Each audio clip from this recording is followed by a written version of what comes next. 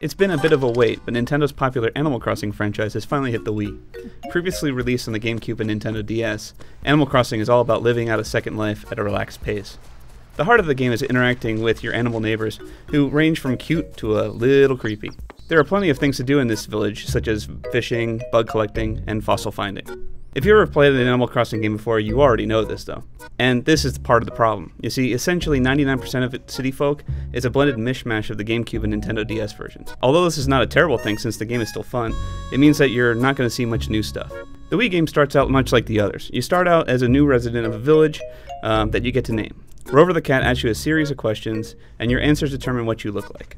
From here, you buy a house from the merciless Tom Nook and get to living your virtual life. One of the biggest additions is the ability to import your character from the Nintendo DS version, but this really only affects how your character will look and what items are unlocked in the catalog of things to buy. So when you bring your DS character over, you won't have all of your items and money in your pockets, but at least you won't have to unlock your items in the store. Animal Crossing City Folk mainly takes its visual look from the DS version, while bringing back the scope of the GameCube version. The rolling log effect returns, which makes it easy to look at the sky, to check your constellations, as well as see new presents floating away. The village size, however, is nearly double the size of the DS one.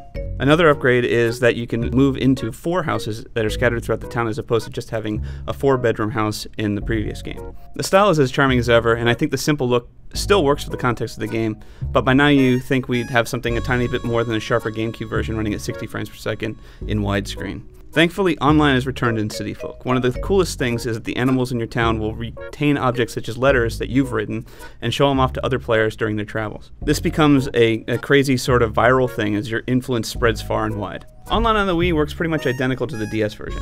Friends code are needed to connect to one another, and as many as 4 people can hang out in any given village. Unlike the DS version, the town doesn't shut down when your friends visit.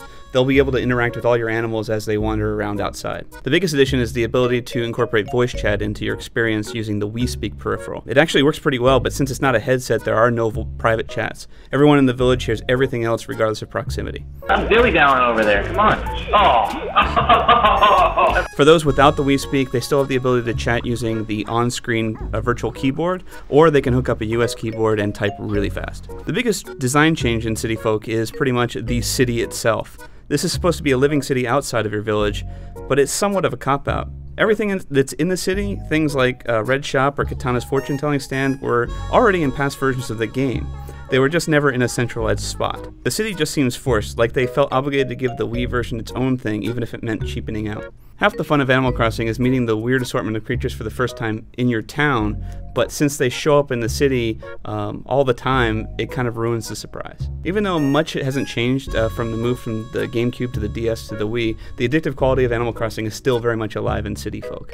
There are a lot of things to collect, a lot of things to discover, and the ability to create is still very much alive in Animal Crossing. And of course, since this is the Wii, they threw in a bunch of Wii motion abilities like casting the rod and chopping trees and digging simply by using motions of the Wii remote. One of my big issues with the DS game also returns in the Wii version. There are no NES games to collect. That was a huge deal in the GameCube game and my driving force for playing, and it's a shame that it's not in the Wii game.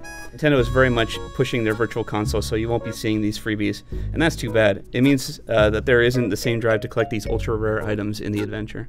In the grand scheme of things though, Animal Crossing City Folk is probably the best of the 3 games because it combines some of the best elements of the first 2. With that said, I still prefer this type of gameplay on a handheld because its design just begs you to take it with you anywhere you go.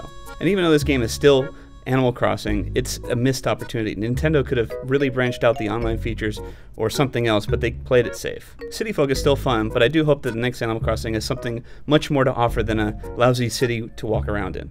If I wanted that, I could just step outside. For the full written review of Animal Crossing City Folk, head over to IGN.com.